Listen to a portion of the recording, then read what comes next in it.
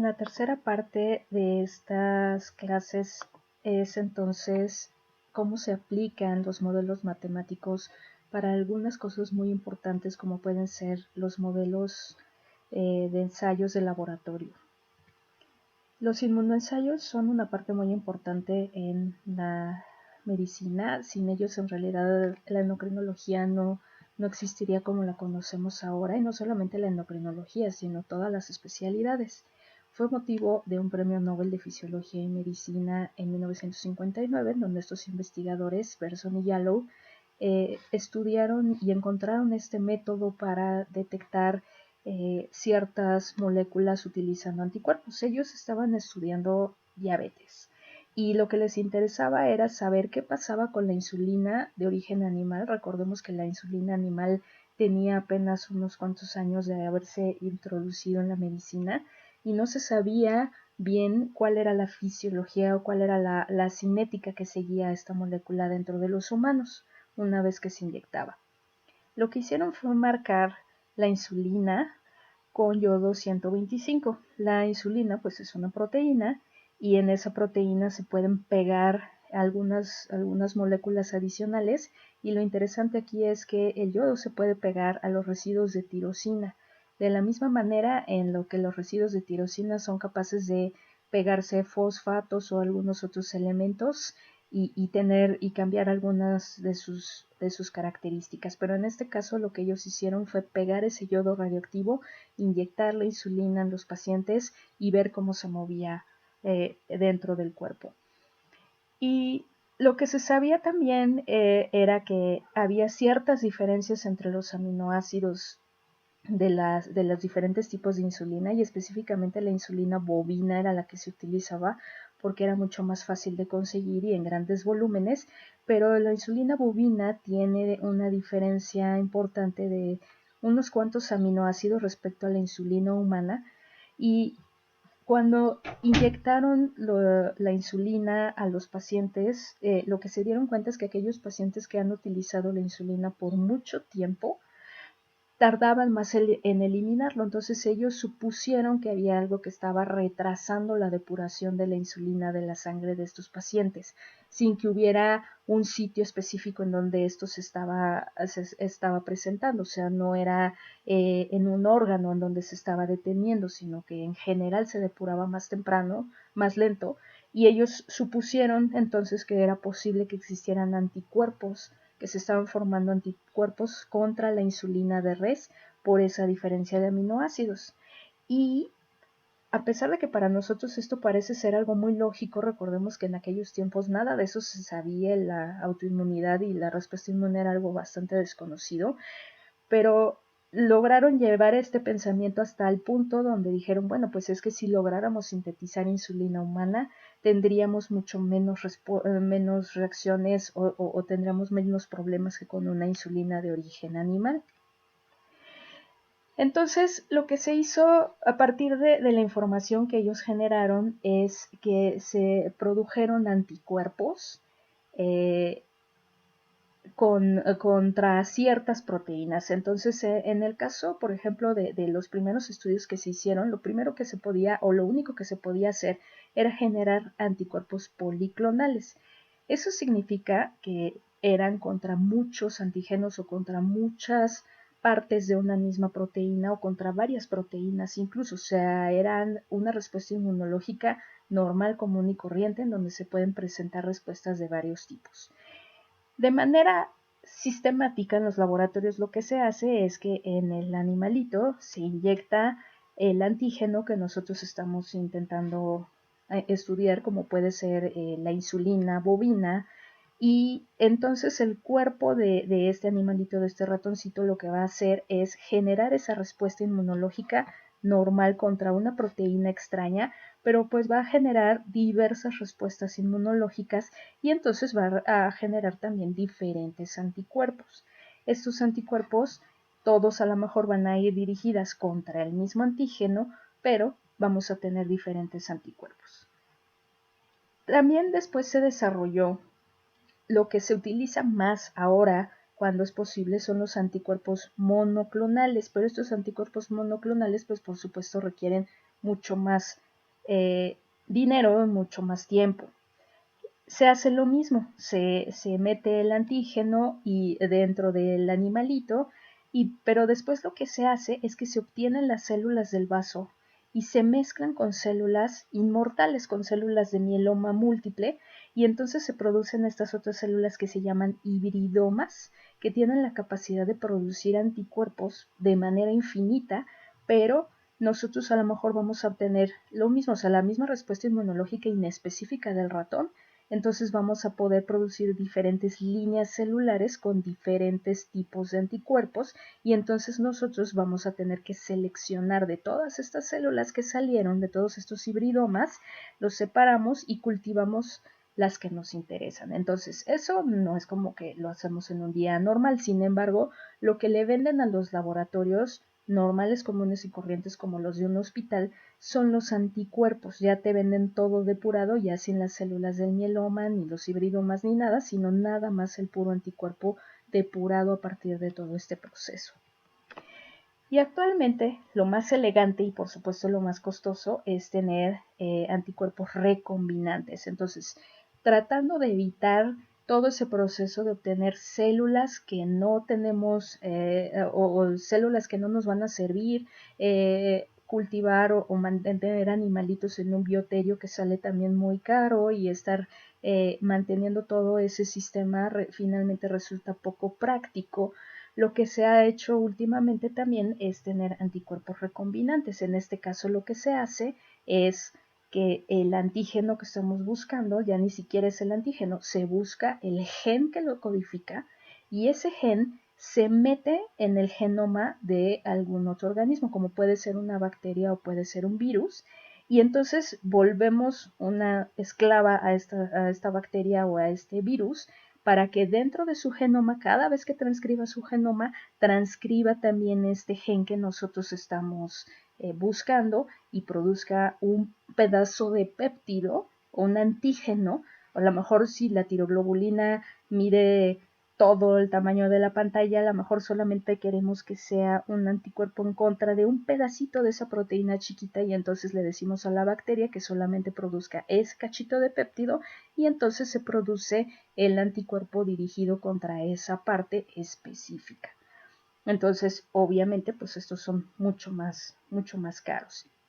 Hay un concepto importante también cuando estamos usando anticuerpos, que no solamente hablamos de afinidad, sino también de avidez. La afinidad ya se discutió en otras diapositivas. La avidez lo que significa es qué tantos sitios de unión tiene un anticuerpo para pegarse a un antígeno. Entonces pudiera ser que a lo mejor este mismo anticuerpo solamente tuviera avidez por un sitio. Entonces, aún siendo un solo anticuerpo, puede ser mucho más ávido uno que tiene dos sitios de unión para pegarse. Y entonces muchas veces lo que se hace es que se fabrican como sistemas IgMs que tienen la capacidad de pegar varios anticuerpos, y entonces aumentar la avidez. Y eso significa que a pesar de que sean poco específicos, policlonales, baratos o lo que ustedes gusten, de todos modos el anticuerpo va a tener mucha avidez por un epítope específico. Entonces se siguen utilizando anticuerpos policlonales cuando, por ejemplo, queremos encontrar pedacitos de la molécula o mutaciones de la molécula que ya no son tan perfectas o exactas como la que se conoce en condiciones normales, sino que queremos que nos cache todo. Los anticuerpos monoclonales o recombinantes se utilizan más bien cuando estamos buscando una isoforma específica o la forma natural de la proteína o la forma completa. También hay un concepto que viene cuando leemos los insertos o lo que trae de instructivo estos aparatos, es que traen diferentes fases. Entonces, algunos anticuerpos funcionan más en fases sólidas, algunos más en fases líquidas, y eso lo que significa es si está pegado o no alguna otra sustancia antes de que se haga el ensayo. Entonces, por ejemplo, no va a ser lo mismo un anticuerpo que está pegado a un tubo, o sea, que sirve para una fase sólida como un tubo de ensayo, a diferencia de otro que va a ser mucho más útil para hacer estudios dentro de un tejido como una inmunohistoquímica. Entonces, la fase en la que se va a utilizar también es importante, o cómo se va a preparar la muestra en la que lo vamos a utilizar. Entonces, la mayor parte de los anticuerpos que se utilizan para detectar cosas en sangre, pues no tienen mayor problema que centrifugarlos o hacerles alguna preparación específica, pero algunos otros sí requieren un proceso más importante, como por ejemplo cortar un tejido de cierto tamaño, ponerlo en una temperatura o algo específico para verlo en el microscopio, por ejemplo. Entonces, hay algunos anticuerpos que se pegan en fases sólidas, y entonces también va a depender el ensayo, vamos a diseñar nuestro ensayo dependiendo de qué es lo que queremos ver. Nosotros podemos pegar esos anticuerpos a un tubo de ensayo, un vidrio, si lo que estamos buscando es un antígeno. Y por otra parte también podemos pegar en ese tubo de ensayo el antígeno si lo que estamos buscando son anticuerpos, por ejemplo, anticuerpos contra la tiroglobulina, anticuerpos contra tiroperoxidasa. Entonces, el ensayo para anticuerpos contra tiroperoxidasa tienen antígeno. El anticuerpo contra tiroglobulina tiene anticuerpo, y estos tienen antígeno. Cuando nosotros vamos a comprar algo, y ya sea que nosotros tengamos un laboratorio o no, o que tengamos confianza en un cierto laboratorio o no, lo que debemos de saber es que entonces existen diferentes generaciones de estos ensayos, dependiendo también de qué tipo de estudios se está haciendo, de qué es lo que estamos buscando. Entonces muchas veces suena que una tercera generación o una cuarta generación, o que funciona mejor uno, que funciona mejor otro. En el caso, por ejemplo, del VIH, los estudios de tercera y cuarta generación a lo que han variado es no solamente en el tipo de cosas que están buscando, sino también en la sensibilidad que lo están haciendo, y muchas veces no hay una diferencia, por ejemplo, aquí en cuánto tiempo se requiere para hacer un ensayo y otro. En algunos otros la ventaja es menos tiempo, menos reactivos, o bueno, va a depender del tipo de problema que estamos teniendo enfrente desde el punto de vista médico. Las pruebas de embarazo caseras, comunes y corrientes, funcionan bajo estos principios también. Entonces tenemos anticuerpos y tenemos un ligando y un receptor, y por eso es que se puede determinar si hay positividad o negatividad. Aquí lo que se pega después al anticuerpo es un fluorocromo, o es una pintura que cuando hay una reacción entonces se pinta y se ve la rayita, o no se ve si es negativa. Y este tipo de pruebas rápidas son las que se están utilizando para todo. O sea, estas pruebas rápidas de ELISA son pruebas como de embarazo, o sea, se pone una gotita de sangre en un lado y nos da resultado en otro. Y las pruebas que se están utilizando para el COVID-19 funcionan igual. Lo que pasa es que aquí lo que se está buscando es IgG e IgM, y bueno, la diferencia va a ser si nada más tenemos memoria de haber tenido el bicho, o si lo tenemos activo, si tenemos todo, ¿no? Entonces, la sensibilidad, la especificidad, el tiempo que cada uno de estos estudios requiere, pues va a cambiar. Si vemos aquí esta prueba rápida de VIH, pues dura 105 minutos, es casi 2 horas. Entonces una prueba rápida no es tan rápida, mientras que una prueba rápida de embarazo pues toma 3 a 5 minutos. Las generaciones entonces lo que van haciendo es tratar de ser mucho más precisos, más rápidos, más eficientes en la manera en la que estamos obteniendo esa información, y lo que hacen es, por ejemplo, esta es la paratormona. Los estudios de segunda generación para PTH lo que hacían era que se pegaban solamente a una parte intermedia de la molécula. Entonces lo que hacía es que es menos específica. Puede ser que a lo mejor hubiera fragmentos de PTH que nada más llegaban hasta aquí, y de todos modos las detectaba el ensayo, y resulta que en esta molécula en especial estos últimos aminoácidos son los que ejercen la acción sobre el receptor. Entonces, si la molécula no tiene estos últimos aminoácidos que están aquí en gris, aunque tengamos 8 kilos de PTH, no es una PTH activa. Entonces, la nueva generación, que es la que llamamos nosotros PTH intacta, se pega al extremo carboxilo, o sea, al principio de la proteína, y al extremo amino, o sea, al final, y forzosamente deben de estar todos estos aminoácidos para que se pegue, y entonces cuando el ensayo nos marca positivo o nos marca una molécula, es porque está completa. Entonces puede ser que haya fragmentos, pero no los vamos a poder medir en los ensayos de tercera generación. Ahora que empiezan las clases de tiroides, también lo que se van a hablar es de la generación de los ensayos de TSH. En el caso de la TSH, lo que ha generado tener estos nuevos ensayos o más precisos es que se tenga mucho mayor capacidad de detectar cantidades muy pequeñas de TSH, que era lo que sucedía con los primeros ensayos de TSH que se hacían hace 40, 50 años. Bueno, pues que lo menos que detectaban era 1 de TSH. Entonces, eso significa que todas las personas que tenían hipertiroidismo o que estaban pasadas de la dosis de levotiroxina y que estaban en 0.4, 0.1, realmente era lo mismo. O sea, todos marcaban menos de 1. Y entonces, obviamente, no es lo mismo tener 0.4 de TSH que tener 0.004 de TSH. Los segundos ensayos entonces ya se fueron hasta 0.1, los de tercera generación se fueron a 0.01 y ahora existen ensayos de cuarta generación que se van a 0.001 y por eso es que nos pueden reportar TSHs de 2.145.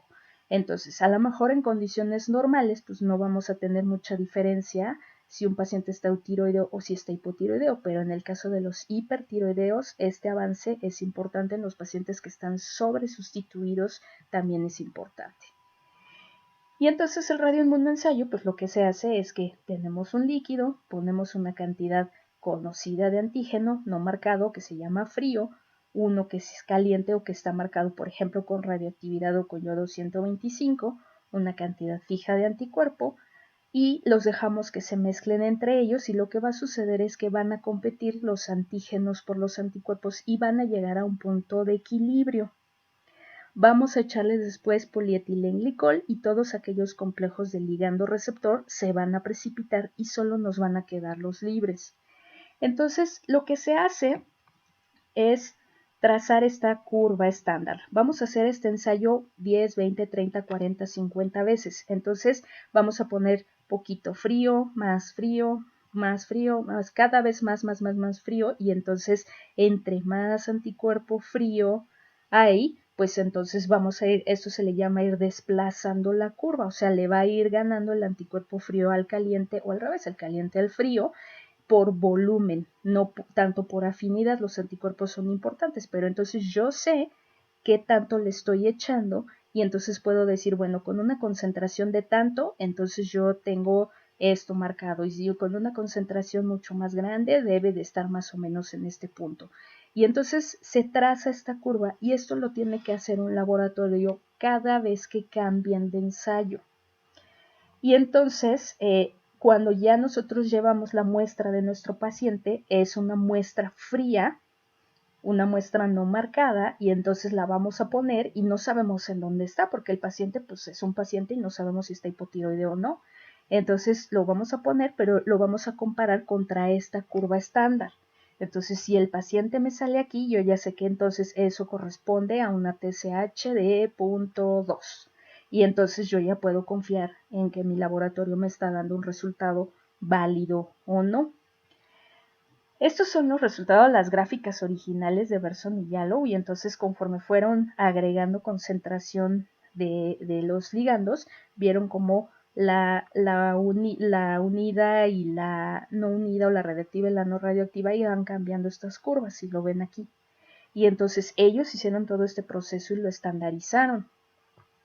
Y estas gráficas que vemos aquí son estas curvas de las que hablábamos de estandarización, que es lo que actualmente ya hace un laboratorio común y corriente cualquier día, o debería de hacerlo. Tuvieron ellos que comparar si su método servía en pacientes que no tenían diabetes o que no tenían insulina exógena, diferentes tipos de diabetes o diferentes tipos de enfermedades que pudieran dar falsos positivos y negativos, y de esa manera ellos asegurarnos que estaban midiendo lo que en realidad querían medir. Los radioisótopos ya no se usan. Antes así se medían las hormonas tiroideas con radioactividad y así se medía la insulina y así se medían todos los radioinmunoensayos. Y entonces los pacientes no iban al laboratorio, iban a medicina nuclear y tenían que tener una preparación especial y demás. Pero ahora lo que se utilizan son diferentes tipos de marcadores, como estos que se llaman quimioluminiscencia, que es lo más común en los laboratorios de los hospitales, en donde en lugar de radioactividad lo que se usa son proteínas que brillan cuando se activan, como estas que se llaman luciferasa. Pero pues también se pueden utilizar diferentes tipos de marcadores que nos van a decir en nuestro aparato específico si hay o no hay y qué cantidad tenemos de un antígeno o de un anticuerpo.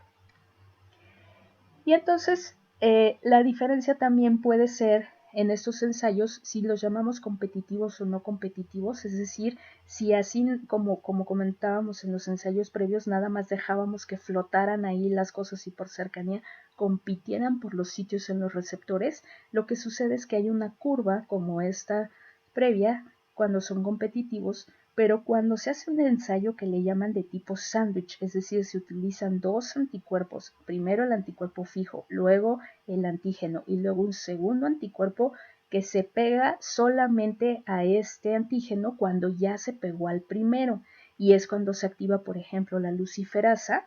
Entonces, en este caso, lo que medimos nosotros es entre más antígeno hay, más señal tenemos. Mientras que en los ensayos competitivos vemos que entre más antígeno tenemos, menos señal tenemos. O sea, entre más antígeno tenemos, se desplaza la radioactividad, mientras que en estos otros de sándwich como el de la PTH, entre más señal tenemos, más antígeno hay. O sea, cambia un poquito la interpretación.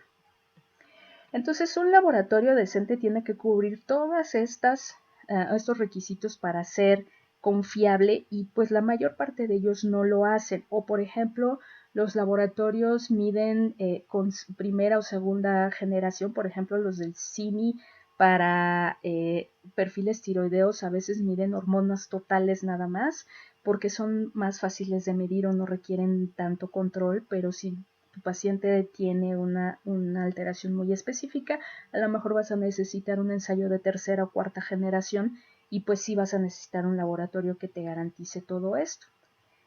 Ya llevado a un nivel mucho más extremo, los estudios y los modelos matemáticos pues pueden servir para que nosotros sepamos no solamente cómo interaccionan el ligando con el receptor, sino cómo interactúan las hormonas entre sí y cómo no podemos aislar un eje hormonal de otro. Ese es un error que tenemos nosotros porque es mucho más fácil entender una hormona a la vez que entender una maraña de hormonas.